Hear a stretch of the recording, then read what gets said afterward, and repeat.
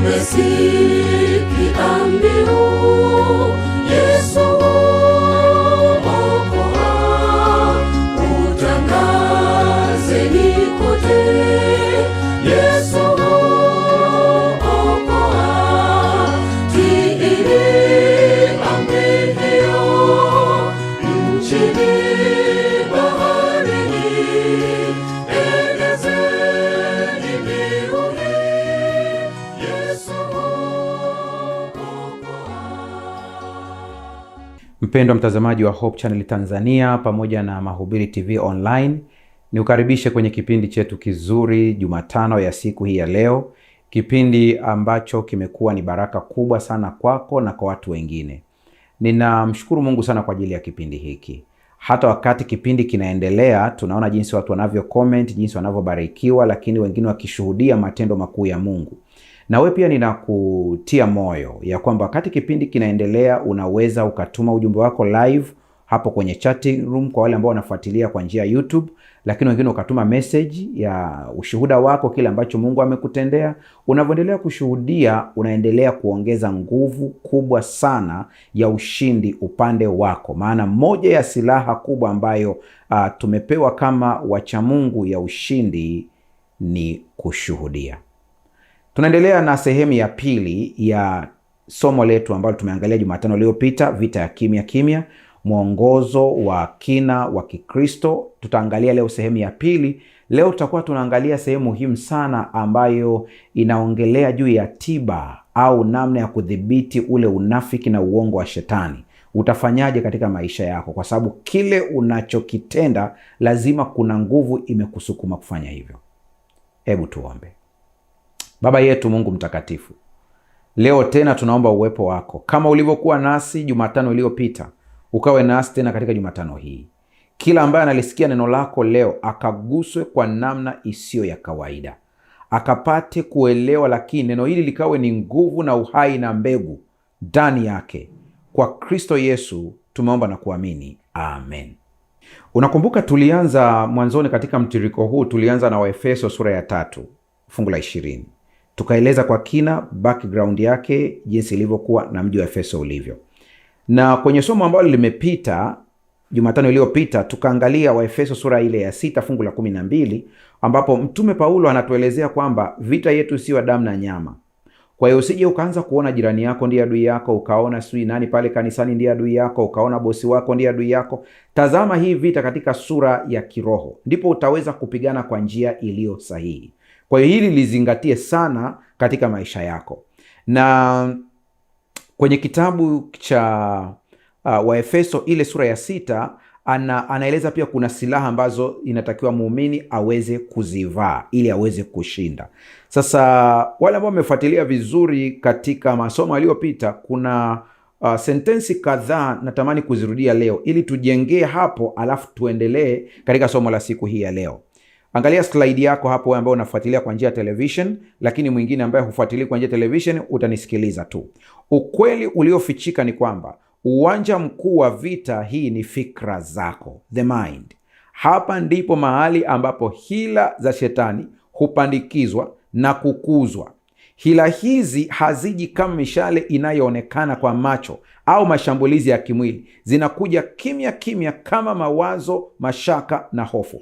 Unaona, tuliangalia vita kimya kimya, ndio ilikuwa mada yetu kuu. Kwa hiyo tukaona ya kwamba hii vita inapokuja haiji moja kwa moja pop, inakuja kimya kimya. Inakuja kimya kimya kiasi kwamba hata huwezi kushtuka haraka. Huwezi kujua ya kwamba hii vita sasa ndio imeingia. Nikatoa mfano wa yule mtu ambaye alihitaji kununua nyumba na akakataliwa, lakini hakununua nyumba, alikuja kununua msumari tu. Ule msumari ndio ukasababisha mpaka akawa ni mtawala wa ile nyumba kabisa. Na shetani anakuja kwa wazo moja dogo, taratibu taratibu. Hili wazo likishaingia na likakubalika kidogo, linaanza kujipanua. Kwenye kitabu cha Shuhuda za Kanisa, lile kitabu cha 3 ukurasa wa 69, unaweza ukaangalia kwenye ile aya ya kwanza na kuendelea pale, kuna maneno yafuatayo: The brain is the capital of the body, the seat of all the nervous forces and of mental action. The nerves proceeding from the brain control the body. By the brain nerves, mental impression are conveyed to all the nerves of the body as by telegraph wire. Tulinukuu hiyo kwenye kipindi kilichopita kwamba ubongo ndio mji mkuu wa mwili, makao ya nguvu zote za neva na utendaji wa akili. Neva zinazoongoza na kuunganisha sehemu zote za mwili na ubongo huwasiliana na mwili mzima kama waya za simu.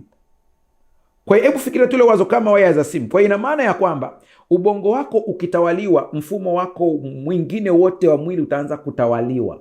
Atatawala kila kitu, miguu yako, viungo vyako vinaanza kutawaliwa, kwa sababu huu mfumo unashirikiana na shetani. Kwa kulijua hili, anatawala sana akili za watu. Shetani anajua hii siri. Ubongo ni kama chumba cha mitambo, na anajua vema kwamba kama anaweza kuipata au kupata nafasi ya kuingia katika ubongo wako, ameweza kudhibiti kila kitu katika maisha yako. Kuna kitabu ambacho niliwaambieni habari zake ambacho kimetoka kwenye kitabu hiki ambacho unakiona hapo, ni Ushindi Dhidi ya Nguvu Zote za Giza. Ni kitabu kikubwa kweli kweli, kwa sababu kimesheheni mambo. Unaona jinsi kilivyo, ni kikubwa sana. Kimebeba namna ambavyo unaweza kutambua nguvu za giza katika kazi, nyumbani kwako, ajira yako, mpaka kwenye vifaa. Na natamani kila muumini aweze kuwa na uwezo hata wa kujiombea yeye mwenyewe magonjwa yakaisha. Hapa hatua zote zimetajwa. Sana nukuu tu kidogo ukurasa wa 207 kwa hii kitabu kikubwa, 208. Sikiliza maneno haya. Tafakari pia juu ya, nasoma paragrafu ya 2. Tafakari pia juu ya Yoshua na Caleb ambao walisimama imara katikati ya ripoti ya hofu na mashaka kutoka kwa wapelelezi wengine 10 waliotumwa kuipeleleza Kanaani. Wakati wenzao waliongea juu ya majitu makubwa, miji yenye ngome na vikwazo visivyoweza kushindwa, Yoshua na Caleb walikuwa na roho tofauti. Hiyo ni Hesabu 14:24. Hawakukataa changamoto zilizokuwepo, lakini walizitazama kwa macho ya imani, si kwa hofu ya kibinadamu. Akili na mioyo yao ilikuwa imara juu ya ahadi ya Mungu na uwezo wake usio na mipaka. Ndiyo maana waliweza kusema kwa ujasiri na uhakika, yapasa twende tukaimiliki nchi, maana hakika tunaweza kuifanya hivyo. Walitazama uwepo wa Mungu pamoja nao badala ya kutishwa na ukubwa wa adui, wakijua kuwa si kwa nguvu zao bali kwa uwezo wa Mungu ushindi ulikuwa tayari umehakikishwa. Kumbe kilichofanya jamaa wawe na ujasiri mkubwa ni kwa sababu walijua ushindi umehakikishwa. Akili zao zilikuwa tofauti na wengine. Biblia inasema walikuwa na roho nyingine ndani yao. Kama walikuwa na roho nyingine ndani yao, hii kupatie picha ya kwamba wenzao pia walikuwa na roho nyingine. Kwa hiyo ina maana kwamba wapelelezi wale 10 wote walikuwa na roho aina fulani. Tofauti tu ni hao wapelelezi wawili, roho yao iliyokuwa ndani ilikuwa ni roho nyingine kabisa. Mungu atusaidie sana. Dawa ya uongo na unafiki wa shetani ni mkanda wa kweli. Shetani ni mwongo na baba wa uongo. Shetani ni mnafiki pia. Tunaposema unafiki, kuna vitu vingi sana ambavyo natakiwa uweze kuvielewa ambavyo adui anavitumia katika unafiki wake. Sasa wewe ambao unafuatilia vizuri kupitia television sasa hivi hapa, kuna vitu kadhaa ambavyo natamani uweze kuvisoma, kwa ambao unaweza kuvisoma, na ambao uweze kuvisoma utanisikiliza nikivisoma, viweze kuingia katika ubongo wako. Sikia hii. Silaha ya kwanza ni kujifunga kweli viunoni. Unakumbuka tunaongelea Efeso sura ya 6. Vaeni silaha zote za Mungu. Na nikakwambia kwamba nimeandika kitabu ambacho kinahusu imada ya silaha za Mungu. Utaenda kwenye maduka ya Waadventista Sabato Tanzania, vinauzwa vitabu hivi. Wainjilisti wa vitabu ukiona popote pale, waulize, utapata nakala ya kitabu hiki, Silaha Saba, na kingine kinaitwa Siri ya Maombi Yaliyojibiwa. Utapata nakala yako. Lakini kwa leo tunatazama hizi silaha 7 katika staili ya tofauti kidogo. Sasa sikiliza hapa. Silaha ya kwanza ni kujifunga kweli viunoni. Katika mavazi ya askari wa Kirumi, mkanda haukuwa mapambo ya urembo. Ulikuwa kifaa cha msingi kilichoshikilia silaha nyingine zote, ikiwemo upanga na kuzuia nguo ndefu, ile kanzu, zisimwangushe askari wakati wa kukimbia au kupigana. Kwa kuna vitu vya kuzingatia hapa. Mkanda unaweza ukaona kama kitu cha kawaida tu. Siku hizi watu wanavaa mikanda kama vile ni urembo, ni fashion, kitu kama hicho. Lakini kwa mujibu wa Biblia anaposema kwamba tuweze kuvaa kweli kiunoni, ambao ni kama mkanda, lazima tupate picha ya askari wa Kirumi alikuwaje. Askari wa Kirumi alikuwa anavaa mkanda. Mkanda ulikuwa unashikilia upanga wake. Mkanda ulikuwa unashikilia nguo yake isidondoke. Kwa unaona jinsi mkanda ulivyo na umuhimu mkubwa. Unaweza ukajiuliza kwa nini Biblia inataja mkanda kama silaha? Kwa nini kama silaha? Ni kama silaha kwa sababu unazuia nguo isianguke. Nguo isianguke kwa sababu gani? Utakapoona silaha nyingine huko mbele ambayo utazisema, mojawapo ya silaha ambayo imetajwa huko mbele ni haki ya Kristo, ambayo ni kama vazi. Kwa mtu ambaye hajui, hana ukweli, haki ya Kristo itadondoka, atakuwa uchi, atakuwa hajavaa nguo kiroho. Nimesema kiroho. Sasa basi, kweli inakusaidia kushikilia haki ya Kristo, lakini kweli kiunoni inakusaidia kushikilia upanga ambao ni neno. Kwa hiyo upanga unahifadhiwa hapa. Saa ya mashambulio inapokuja, unatoa ule upanga wako, unashambulia adui. Huwezi kuweka upanga mbali na mwili wako. Huwezi kuweka upanga chini. Adui atakapokuja anaweza akaukamata ule upanga pale chini, akautumia upanga huo kushambulia wewe. Lakini upanga unapokaa kwenye mwili wako na umeshikiliwa na mkanda, una ujasiri mkubwa sana. Kwa cha kwanza kabisa, ili kudhibiti uongo na unafiki wa shetani, lazima uweze kuvaa silaha ya kwanza ambayo ni kweli kiunoni. Bila mkanda askari alikuwa mlegevu. Bila mkanda askari alikosa kujiamini. Bila mkanda askari alikuwa anashindwa kutumia vizuri silaha zake, kwa sababu silaha zimetawanyika.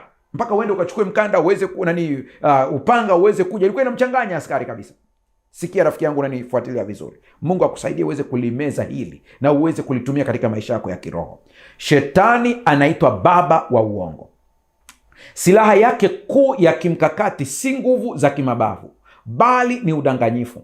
Hawezi kukuua kwa kukutazama, lakini anaweza kukuua kwa kukudanganya kwa sauti ndogo, akisema ugonjwa huu hauna tiba, Mungu amekuacha, au dhambi hii ndogo haitaonekana. Ndizo gia zake ambazo anatumia nazo.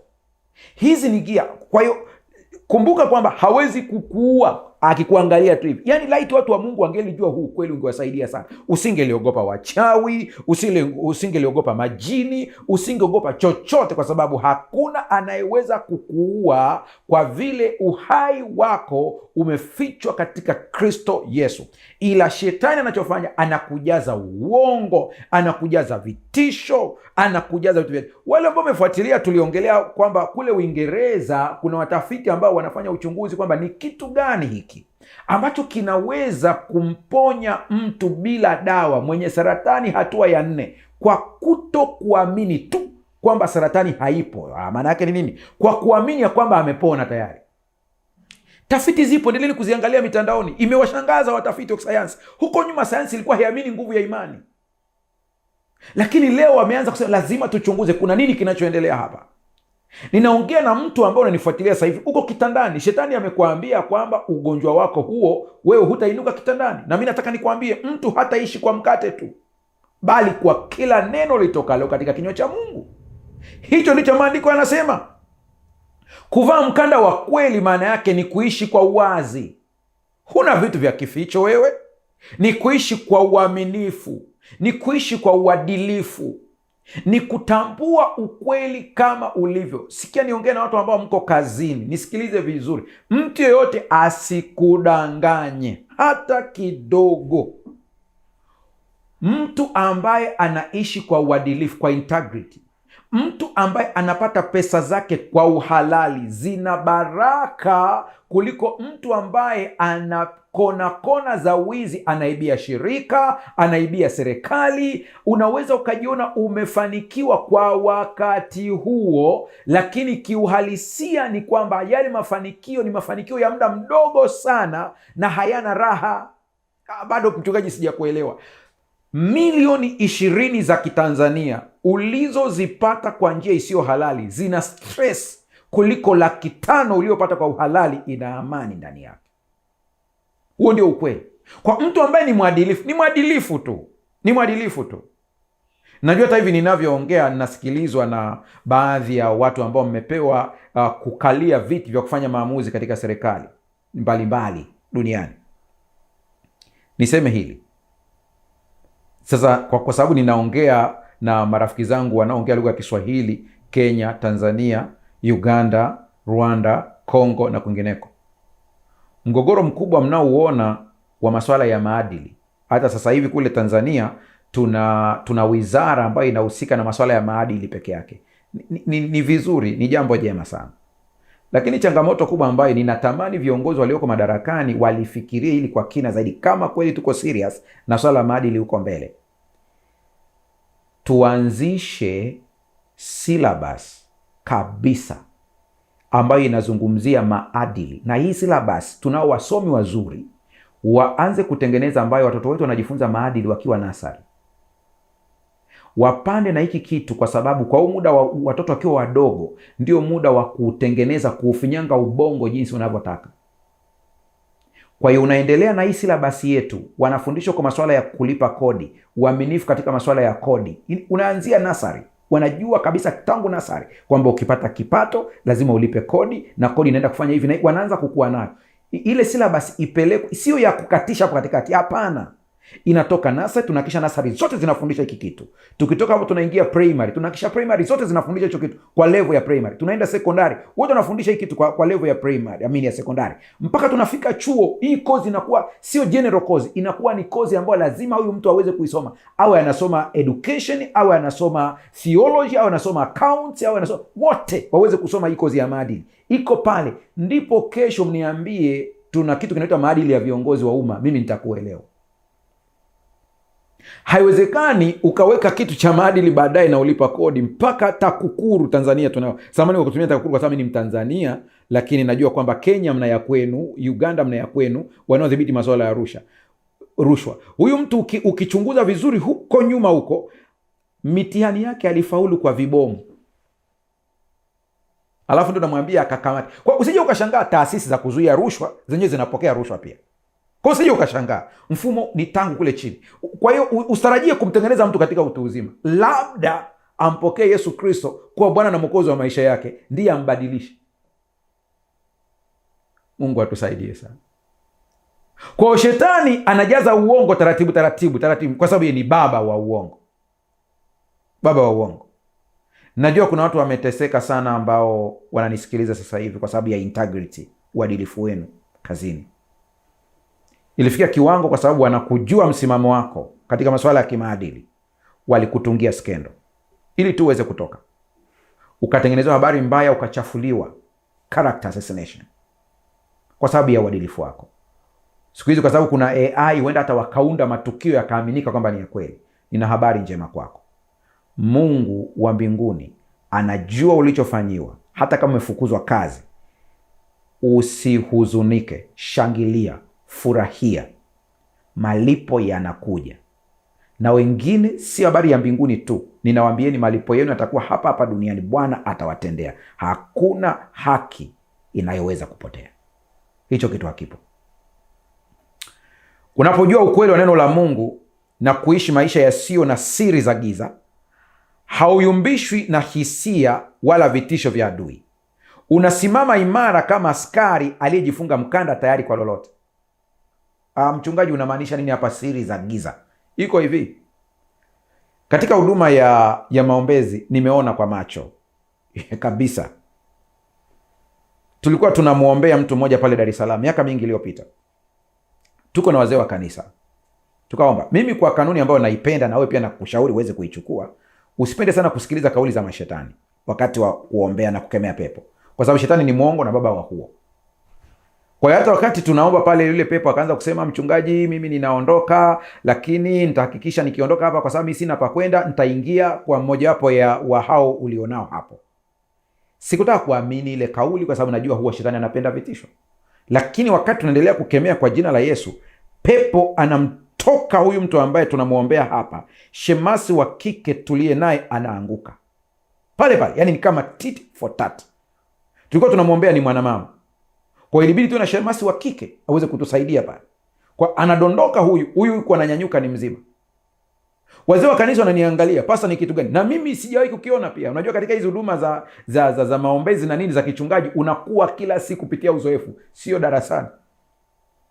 Kwa hiyo sasa tukashauriana tufanyeje, tumuombee mwenzetu sasa. Kwa ikabidi tumtoe huyu ambaye alikuwa anaombewa, tukashughulika na kumwombea huyu mwenzetu. Wakati tunamwombea, pepo akang'ang'ania, anasema sisi hatutoki hapa. Hatutoki kwa sababu huyu ni wa kwetu. Tunajiuliza, ni shemasi wetu, sisi tumekuwa naye. Leo anakuaje mapepo? Shetani ni mwongo kama ilivyo kawaida, tunamkemea, lakini baada ya kuona kwamba moto wa Mungu umemzidi, mwisho anasema mimi ninaondoka, lakini nitarudi tena kwa huyu, na siondoe kwa sababu huyu ana vitu vyetu amefunga kiunoni. Kwa hiyo pepo akamtoka, mama akawa vizuri. Tukaanza kumhoji mwenzetu, tuambie. Akaanza kung'atang'ata maneno. Tukamchukua shemasi mwingine wa kike, nenda kamkague mwenzako. Anaenda kumkagua, kweli ana hirizi kiunoni. Tunaanza kumuuliza, inakuwaje unahudumu kanisani na bado una jambo la giza katika mwili wako? Anakwambia, mama yangu alinipa hii, aliniambia napokuja huku mjini kuna mengi, kwa hiyo hii itanilinda. Na narudia sentensi yangu uweze kuelewa, ambayo tumeisoma pale kwenye slide yetu. Kwa wale mnaangalia kwa njia ya television, sikiliza vizuri. Unapojua ukweli wa neno la Mungu na kuishi maisha yasiyo na siri za giza, hauyumbishwi na hisia wala vitisho vya adui. Unasimama imara kama askari aliyejifunga mkanda, tayari kwa lolote. Sikia neno tayari kwa lolote, kwamba akija nitakuwa na upanga, nitakuwa na hiki, nitamshughulikia. Huwezi kuwa na wasiwasi wowote. Mungu atusaidie sana. Na hii ina maana ya kwamba wewe simama ukijua ukweli ya kwamba wewe ni mtoto wa Mungu. Mtoto wa Mungu unalindwa. Kitabu cha Petro kinasema mnalindwa kwa nguvu za Mungu hata mpate wokovu.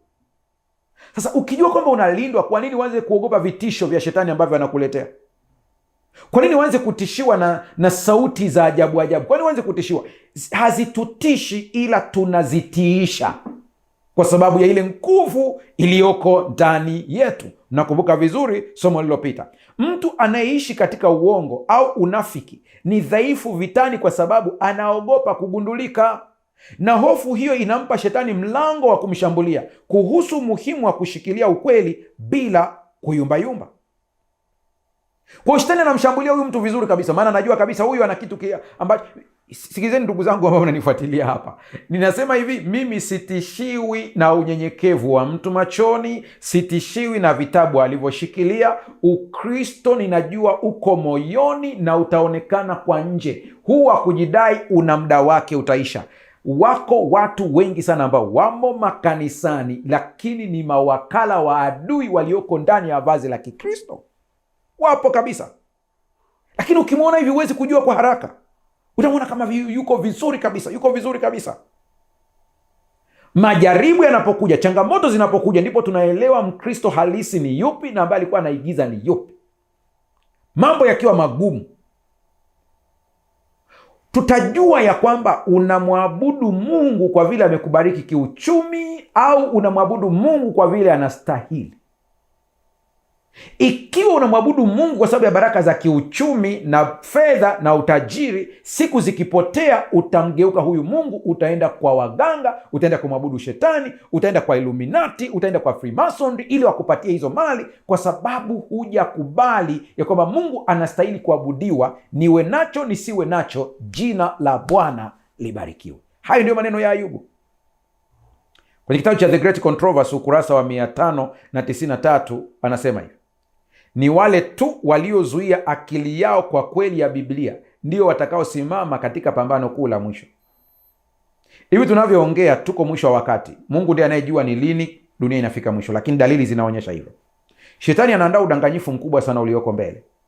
Watakaweza kugundua kwamba ni udanganyifu wa shetani na hila zake ni wale ambao wamejikita katika kusoma neno la Mungu kiroho. sio kwa lengo la kubishania. Hawa ndio ambao wanaweza wakaelewa vizuri kabisa. Hii kitabu cha The Great Controversy, na shauri kila mmoja aweze kuwa na nakala yake. Ukisoma vizuri, kimefichua siri nyingi mle ndani za siku za mwisho. Sio hoja ya manabii wa uongo, sio wakristo wa uongo, yote viko mle ndani. Soma vizuri. Ni wale tu waliozuia au waliolinda akili yao kwa ukweli ya Biblia ndio watakaosimama katika pambano kula mwisho. Kuna vituko vinafanyika leo duniani kwa sababu watu hawana mkanda wa kweli katika viuno vyao. Unaona makundi kwa makundi ya Wakristo wamedanganywa. Kule Afrika ya Kusini tuliona kuna mchungaji analisha watu majani, wanaambiwa ni majani ya upako. Tumeona watu wanalishwa mpaka mafuta ya petroli kule Afrika Kusini. Kuna vituko vingi. Umeona kuna watu wengine wanaombewa wanakaliwa. Unajiuliza, huyu mtu hasomi Biblia yake akaelewa? Kwa sababu hakuna mkanda wa kweli, anaingia katika mitego ya shetani. Waefeso 6:14 anasema, basi simameni hali mmejifunga kweli viunoni na kuvaa dirii ya haki kifuani. Dirii ya haki nitaiongelea baadaye, lakini kweli viunoni ndio kitu cha msingi sana. Yohana 8:32 anasema, nanyi mtaijua kweli na hiyo kweli itawaweka huru. Nimekuwa nikitoa mfano kwa wengine ambao mmenisikiliza, ni kama tunarudia kwenu. Nilitoa mfano wa jinsi ambavyo mimi niliwahi kukesha na kumwomba Mungu kwa cheki ya fedha ambayo rafiki yangu alikuwa ameshaniwekea, wiki imeshapita, sijui ameshaiweka kwenye shirika, kampuni ambayo ilikuwa inanidai mimi fedha kwa ajili ya kununua gari. Ameshaweka tayari milioni 10 amenichangia, ameweka mle. Mimi huku simpati kwenye simu. Wale kule nao kumbe wana miamala mingi, hawakuangalia wakajua transaction kwamba imeingia. Wananiambia deadline imefika, hii gari yako utampa mtu mwingine. Na wabembeleza kwamba jamani, nipeni muda kidogo. Mimi nakesha Jumapili yote usiku, nimekesha naomba Mungu nitendee muujiza, sikupata usingizi mpaka siku ya Jumatatu. Na mtafuta yule bwana nampata, na yeye ananishangaa, anambia hivi, secretary wangu alikujulisha kwamba tulisha deposit ile pesa kwenye kampuni? Habia hapa sasa, tuliweka tangu Alhamisi. Kumbuka Alhamisi pesa imewekwa, Ijumaa mimi na msongo, Jumamosi na sali, Jumapili yote unaendelea kuwaza na hata sikupata usingizi. Lakini kumbe ninachohangaikia Mungu alishanijibu zamani. Nanyi mtaijua kweli na kweli itawaweka huru. Vitu vingi ambavyo unaviogopa na kuviwaza hata havijawahi kukupata kwenye maisha, na bahati mbaya vikishapita hata hukumbuki kwamba ulikuwa unaogopa kitu ambacho hata hakipo. Tujifunze kuijua kweli. Yohana 17:17, uwatakase kwa ile kweli, neno lako ndiyo kweli. Hakuna utakaso mwingine wowote isipokuwa katika neno la Mungu. Neno la Mungu linarekebisha tabia, linaondoa kila aina matakataka yote, ukilisoma kwa nia ya utakaso, kwa nia ya kujifunza, kwa nia ya kumsikia Mungu. Sasa sikiliza, kuna kitu muhimu sana leo nataka ukipate katika pointi inayofuata. Kulinda moyo dhidi ya hatia. Kulinda moyo dhidi ya hatia. Hii ndio ile dirii ya haki kifuani ambayo nilisema nitaielezea hapo baadaye. Silaha ya pili ni dirii ya haki. Katika lugha ya mkoloni ameita breastplate. Kifuani ndipo penye moyo na viungo muhimu vya uhai. Silaha kubwa na hatari ambayo shetani anaitumia kushambulia moyo ni hatia. Zingatia vizuri hii sentensi. Moyo unashambuliwa na hatia. Kumbuka tunaongelea kiroho, kwa hiyo hii viungo vinatumika katika lugha ya mfano tu. Anasema dirii ya haki ivaliwe kifuani. Kwa nini? Hapa tunalinda moyo usije ukashambuliwa. Tunalinda mapafu pia. Kwa kuna viungo muhimu vya uhai hapa. Pafu lako likishambuliwa utashindwa kupumua. Moyo ukishambuliwa hutaweza kupampu vizuri damu. Kwa hiyo kiroho pia iko hivyo hivyo. Sasa kwa nini anasema kwamba tuvae dirii ya haki kifuani? Tunasema hivi, shetani anapokuletea wazo, wewe ni mchafu, umekosea sana, hufai kuomba, Mungu hakusikii, analenga kutoboa moyo wako ili ukate tamaa na uache kupigana. Hapa ndipo unahitaji dirii ya haki. Relax kidogo hapo unanisikiliza. Hii nataka Roho Mtakatifu kusaidia uweze kuimeza vizuri. Anatumia hatia ili kukushambulia. Kwa nini inaitwa dirii ya haki? Haki ni kitu kimetendwa kwa usahihi. Ndio maana ya haki. Huyu mtu ni mwenye haki, ina maana hana makosa. Kwa nini inaitwa dirii ya haki kifuani? Ni kuvaa kitu ambacho kinakutangaza kwamba huna makosa. Sawa sawa? Unakivaa kwenye kifua, kimeandikwa huna makosa. Kimeandikwa kwamba wewe hujatenda dhambi.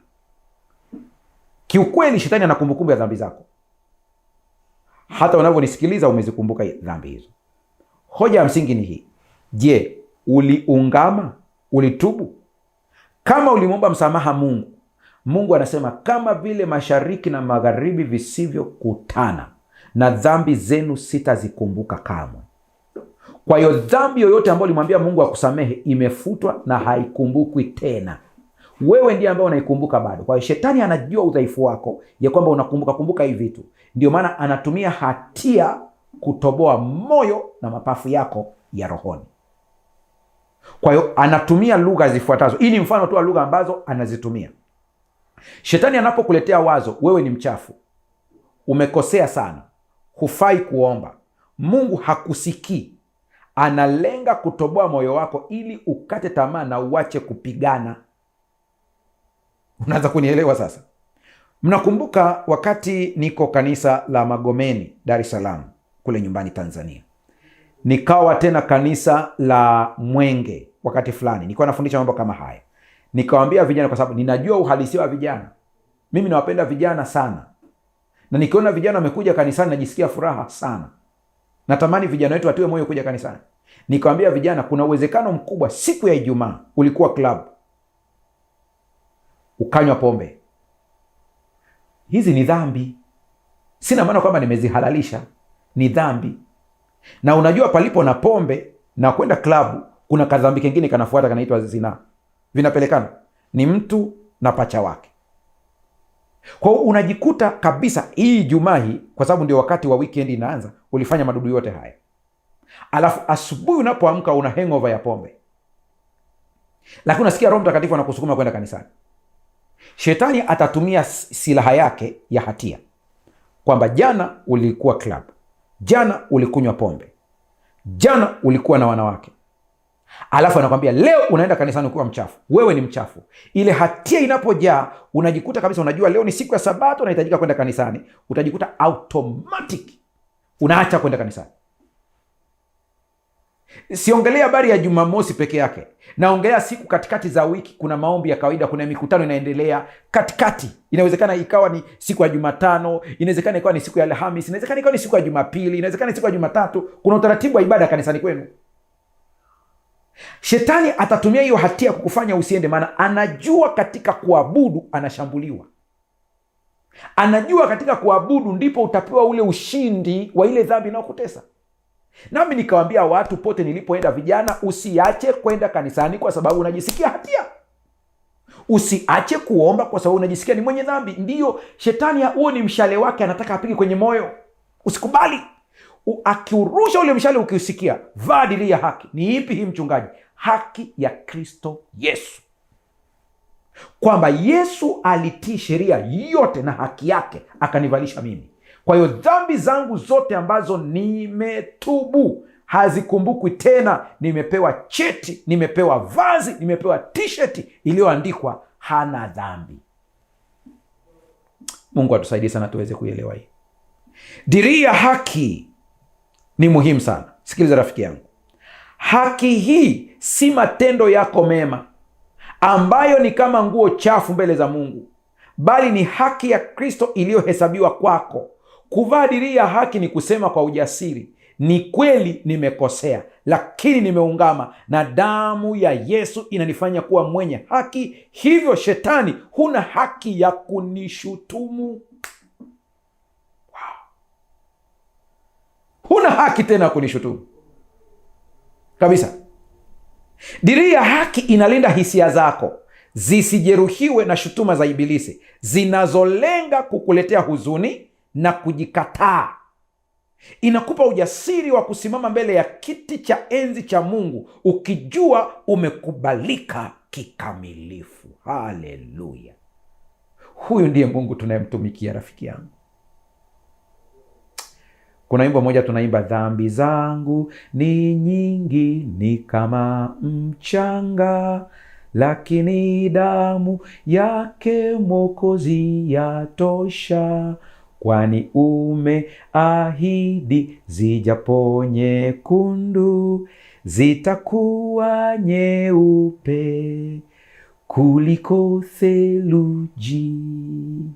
Hata kama dhambi zako ni nyingi kiasi gani, kama mchanga, ukitubu zinafutwa.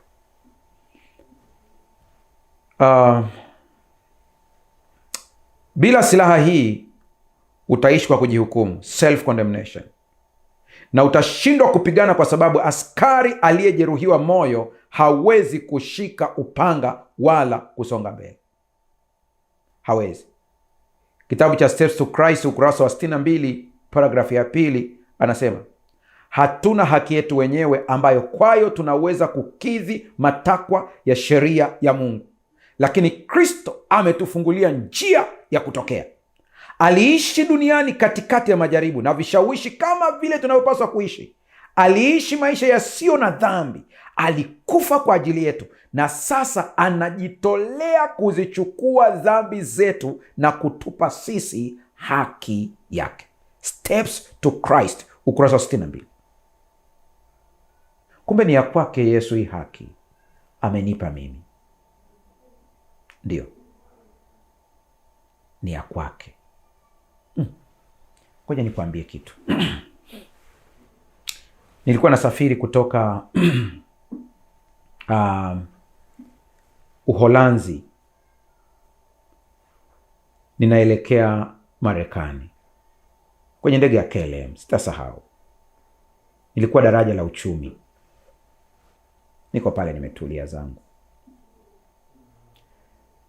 Basi wakati kumbe tunapanda, kuna mfanyabiashara mmoja maarufu sana kutoka nchini Kenya, anafuatilia sana Mahubiri TV. Yeye alikuwa daraja la biashara.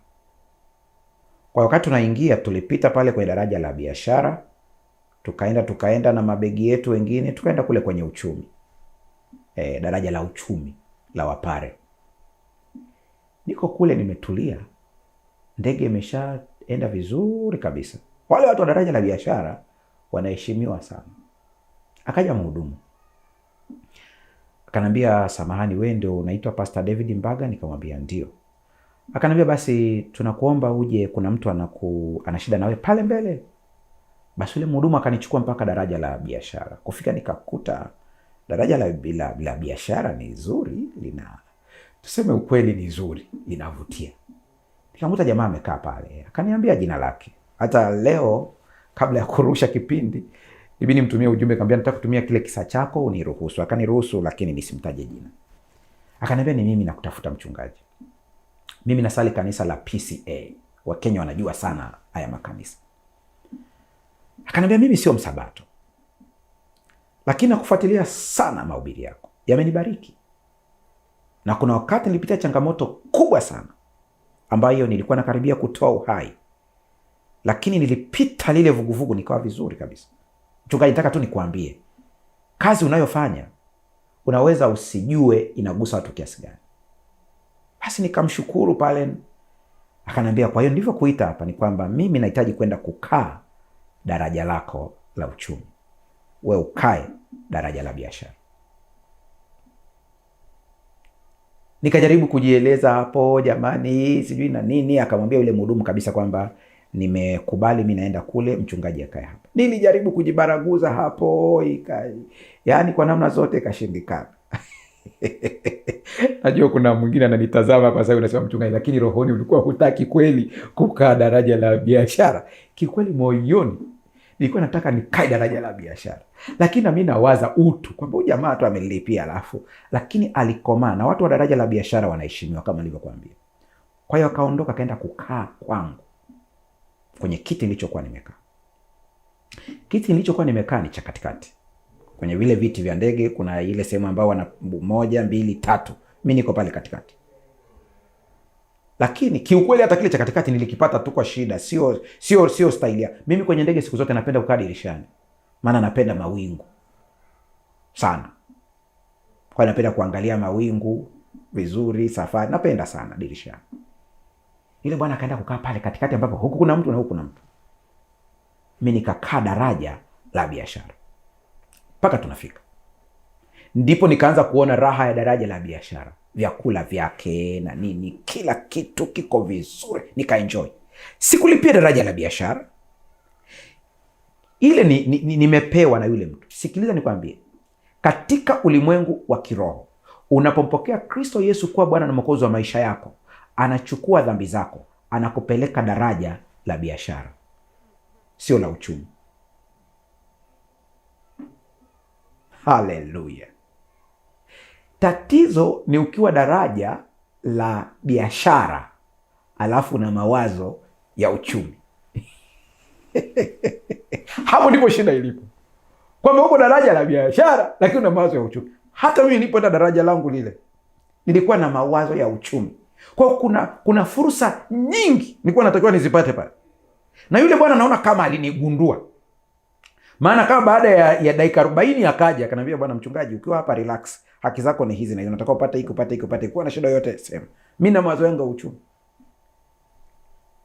Shetani anajua kabisa wewe uko kwenye daraja la biashara kwa sababu ya Kristo Yesu, lakini una mawazo ya kiuchumi. Anaanza kukwambia wewe ni wa kule, wewe ni wa huku, wewe ni wa kule. Na mimi nakwambia kuanzia leo, vaa haki ya Kristo Yesu. Ukivaa haki ya Kristo Yesu, haki ambazo angepewa Yesu unapewa wewe. Hallelujah. It's too good to believe. Lakini huo ndio ukweli wenyewe. Ellen White anasema hatuna haki yetu wenyewe ambayo kwa tunaweza kukidhi matakwa ya sheria ya Mungu. Hatuna. Lakini Kristo ametufungulia njia ya kutokea. Mungu atusaidie sana.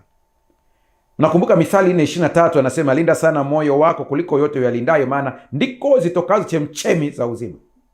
Hapo ndipo hii kweli kikaa itatiririka sasa. Warumi 8:1 anasema, sasa basi hakuna hukumu ya adhabu juu ya hao walio katika Kristo Yesu.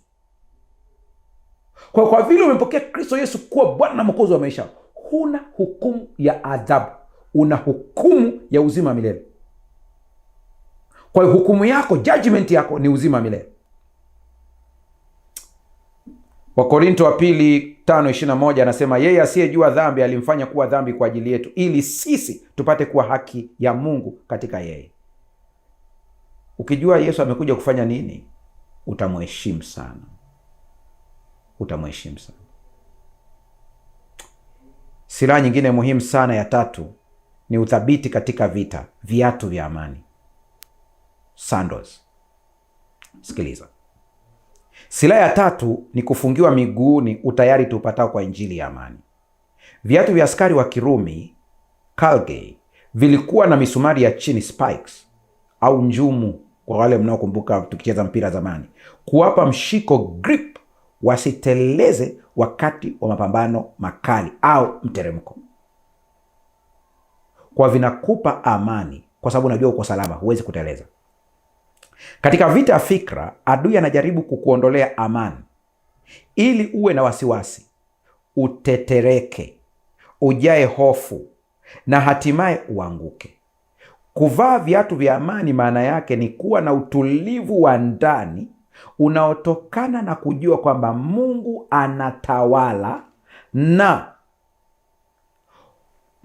anatawala na upatanishwe naye bila kujali dhoruba iliyo nje. Injili inatupa amani ipitayo akili zote, ambayo ni msingi imara wa kusimama.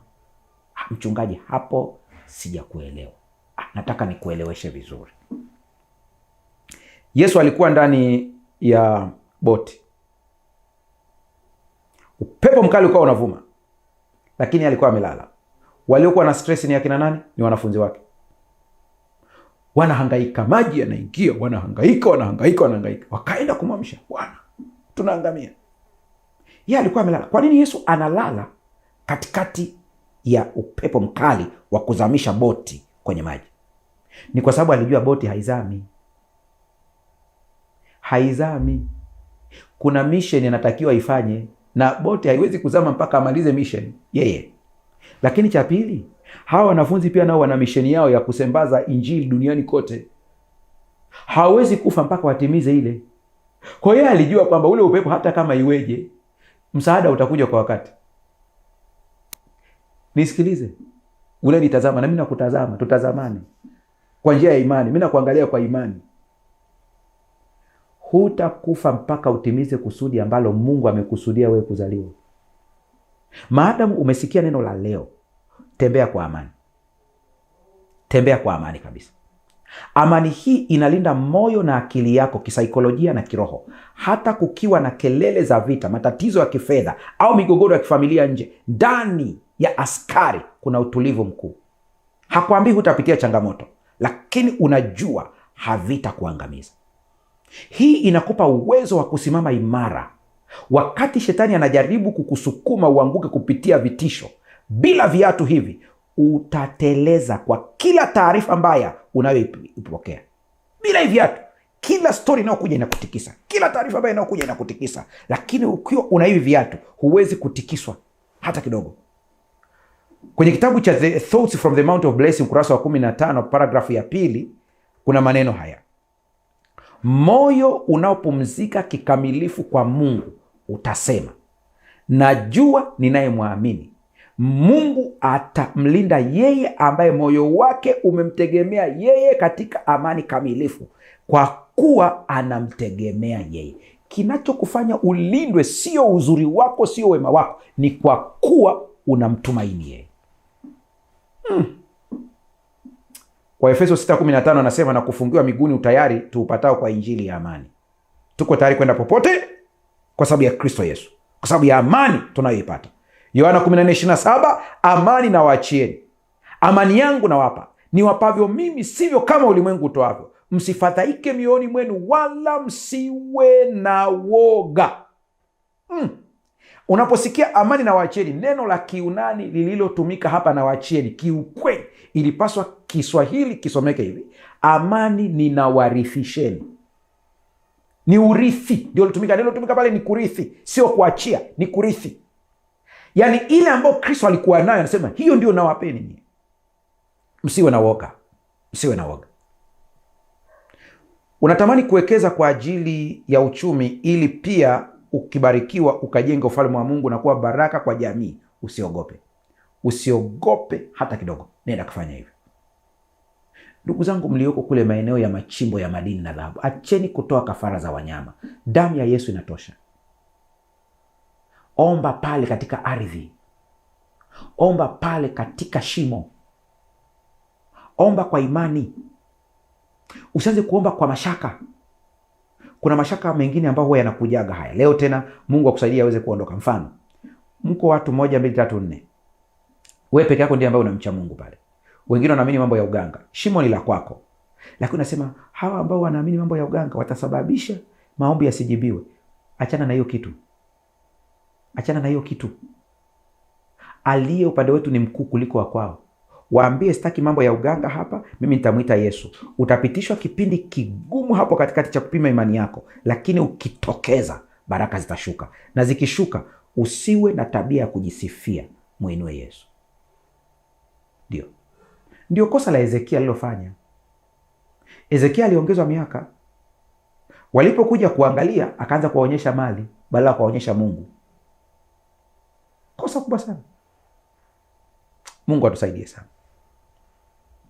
Kitabu cha Isaya sura ya 26 fungu la 3 anasema, utamlinda yeye ambaye moyo wake umekutegemea katika amani kamilifu, kwa kuwa anakutumaini. Lakini rafiki yangu, kuna kitu kinaitwa imani ya kuzima mishale. Kuzima mishale ya moto. Hii nataka pia uipate vizuri, maana inakuja kwa ghafla. Mshale umekuja, mshale umekuja, mshale umekuja. Kuna vimaneno vinaweza kuja mpaka vikakukosesha amani kabisa ikapotea. Silaha ya 4 ya muhimu sana ni ngao ya imani. Paulo anasema kwamba nirudie tena hiyo.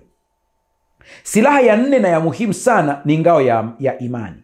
Paulo anasema, kwayo mtaweza kuizima mishale yote ya moto ya yule mwovu. Mishale ya moto ilikuwa mishale iliyochovya kwenye lami na kuwashwa moto kabla ya kurushwa. Lengo lilikuwa ni kusababisha hofu na kuunguza.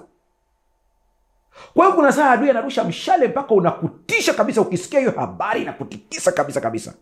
Sikiliza, katika ulimwengu wa roho hili ni nini? Haya ni mawazo mabaya yanayokuja ghafla na kwa kasi. Uko katikati ya maombi, ghafla wazo la matusi linaingia akilini. Uko kazini, ghafla hofu ya kifo au ajali inakupata. Kazi ya ngao ya imani ni kuizima kabla haijaingia mwilini na kuleta madhara. Imani inafanya kazi kama kizuizi. Beria inasema, ninalikataa wazo hili, si langu na halina nafasi hapa, kwa sababu Mungu amesema tofauti. Imani si hisia, ni msimamo thabiti juu ya kile Mungu ambacho amesema. Kadri unavyolisoma neno la Mungu na kuliamini, ndivyo ngao yako inavyozidi kuwa kubwa na imara kuzuia mashambulizi. Usitembee bila ngao. Mishale ya adui haina ratiba na kupiga pale usipotarajia, itakupiga pale usipotarajia. Hakikisha ngao ya imani unakuwa nayo. Zungumza imani na utakuwa na imani. Usiruhusu wingu moja au neno moja la shaka lije na kuzuia mwanga wa Yesu. Ikiwa utaongelea giza, utavuna giza. Hicho ni kitabu cha Testimonies for the Church, volume ya 7, ukurasa wa 204. Narudia tena, hii ikae. Zungumza imani na utakuwa na imani. Usiruhusu wingu moja au neno moja la shaka lije kuzuia mwanga wa Yesu. Ikiwa utaongelea giza, utavuna giza. Nafikiri mpaka sasa hivi umejua kwa nini kuna baadhi ya mambo yanakupata mdomo wako. Waefeso 6:16 inasema, zaidi ya yote mkitoa ngao ya imani, ambayo kwa hiyo mtaweza kuizima mishale yote ya moto ya mwovu. Waebrania 11:1 unaikumbuka vizuri. Basi imani ni kuwa na hakika ya mambo yatarajiwayo, ni bayana ya mambo yasiyoonekana. Wengi tunatikiswa kiimani kwa sababu tunataka tudili na mambo yanayoonekana. Mpaka uone kabisa uvimbe umeondoka, ndipo unaamini umepona. Hiyo sio imani. Imani ni kuona uvimbe umeisha, lakini ukishika katika mwili bado upo. Hiyo imani itaondoa uvimbe. Zaburi 28 fungu la 7, Bwana ni nguvu zangu na ngao yangu, moyo wangu umemtumaini, nami nimesaidiwa. Kwa hiyo moyo wangu unashangilia, na kwa wimbo wangu nitamshukuru. Rafiki yangu, kabla hatujafika mwisho, nataka uelewe kitu kinaitwa chapeo ya wokovu, ambayo hii inalinda utambulisho wako. Kulinda utambulisho wako, silaha ya 5 ni chapeo ya wokovu. Chapeo inalinda kichwa, ni kama helmet. Kichwa ndipo penye kituo cha utambulisho, identity na maamuzi. Ukimpiga askari kichwani, anapoteza fahamu na hajijui yeye ni nani wala yuko upande gani wa vita. Vita kubwa ya shetani ni kukusahaulisha wewe ni nani ndani ya Kristo. Kwa hakikisha ya kwamba wokovu inakuwa ni kitu cha kwanza katika maisha yako. Anataka ujione mtumwa mwenye dhambi na aliyeshindwa.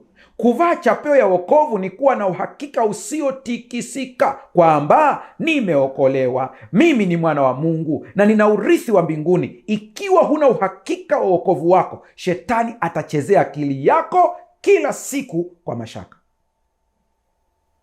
Kitabu cha Messages to Young People, ukurasa wa 73, paragrafu ya 1, kuna maneno haya: akili lazima itunzwe na kuadibishwa.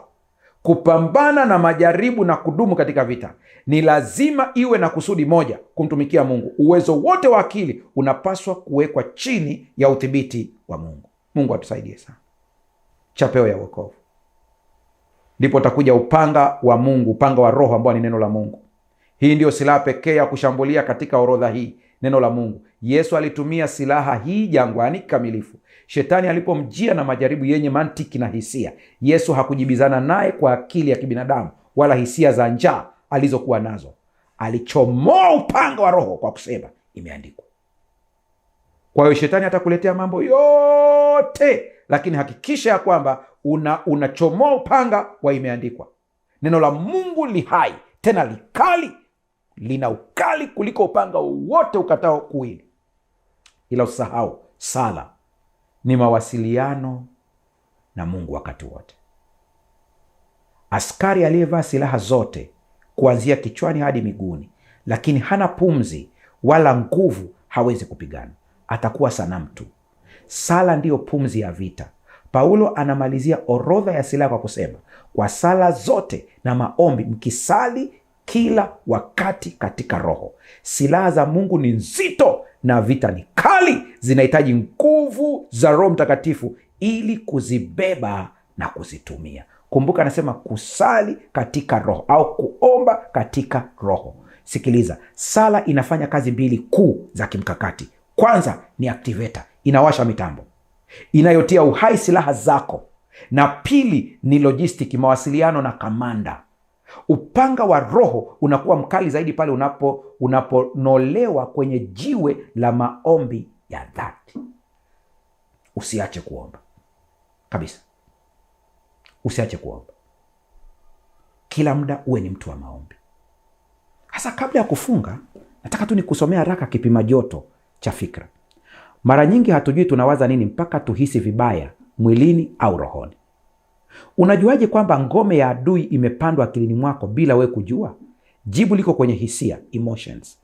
Hisia zako ni mtumishi wa mawazo au ni watumishi wa mawazo. Huwezi kuwa na hisia ya huzuni kama haujatafakari wazo la huzuni. Kwa anza kujifanyia assessment. Tumia hisia zako kama dashboard ya gari au kipima joto chako. Ukijikuta ghafla una hofu, uchungu au hasira isiyo na sababu, usipuuze taa hiyo nyekundu. Hiyo ni ishara kwamba adui ameingia kwenye chumba chako cha kile control room, kile chumba cha kuongoza kila kitu. Anza kumtoa haraka sana. Badala ya kupambana na hisia ambayo ni dalili tu, rudi haraka kwenye chanzo. Unawaza nini? Rekebisha mfumo wako wa mawazo. Ukirekebisha, umerekebisha kila kitu. Mungu atusaidie sana. Mungu atusaidie sana. Rafiki yangu, katika vitu ambavyo nimevipigia kelele sana ni maneno. Nilikuwa nasoma tafiti za kisayansi. Kumbe hata unaponung'unika tu unaathiri ubongo wako physically. Unavyonung'unika, huwezi kuappreciate kile ulicho nacho, unampa adui nafasi ya kutawala na kukuvua silaha. Moja ya maeneo ambayo shetani huishambulia vikali ili kudhoofisha akili na mwili ni kupitia tabia ya kunung'unika. Sayansi ya kisasa ya ubongo, neuroscience, inathibitisha kile ambacho Biblia inasema miaka mingi iliyopita. Kunung'unika kunadhoofisha ubongo wako kifizikia, physically. Unaporudia kuhukumu watu wengine, kukosoa na kukaza macho kile kilichoharibika, unazifundisha neva zako njia hiyo hiyo tena na tena. Unakuwa na jicho la giza linaloona mabaya tu, na hivyo unajifungia milango ya baraka na suluhisho. Kumbe hata kuwasema watu vibaya unajiathiri we mwenyewe, ila ukijifunza kusema mema ya watu unajijenga we mwenyewe. Wakati huo mtazamo hasi, chronic negativity, hudhoofisha sehemu muhimu ya ubongo inayoitwa prefrontal cortex, gamba la mbele la ubongo. Sehemu hii inahusika na uwazi, umakini, udhibiti wa hisia na kutatua matatizo. Ikiwa utaendelea kunung'unika, uwezo wako wa kufikiri unakuwa wa kukurupuka. Badilika kuanzia leo. Acha kunung'unika, usimpe shetani nafasi. Anza kuongelea vitu ambavyo Mungu ametenda. Hata mambo ya wengine yakija mabaya, usikubali kuyakazia hayo. Kibinadamu kuna saa utajikuta umeongea mabaya ya watu, baada ya hapo tubu. Tunaingia kwenye maombi sasa. Endelea kutuma maombi yako unayofuatilia kwa njia ya YouTube. Endelea kutuma maombi yako unayofuatilia kwa njia ya television. Lakini leo tumegundua ya kwamba silaha za Mungu zinatutosha. Haki ya Kristo. Miguuni unavaa injili ya amani. Upanga neno la Mungu. Jifunze kujitamkia mema. Acha kunung'unika. Acha kusema watu wengine mabaya. Badilika kuanzia leo. Mikosi yote uliojiletea kwa matamshi, kwa mawazo, kwa matendo, leo unaoshwa kwa damu ya Yesu. Na kuachia dakika moja, endelea kutubu na kuungama. Mwambie Mungu kile ambacho unajua Roho Mtakatifu anakufunulia kwamba kilileta madhara na kumpa adui nafasi. Omba kimoyo moyo sasa.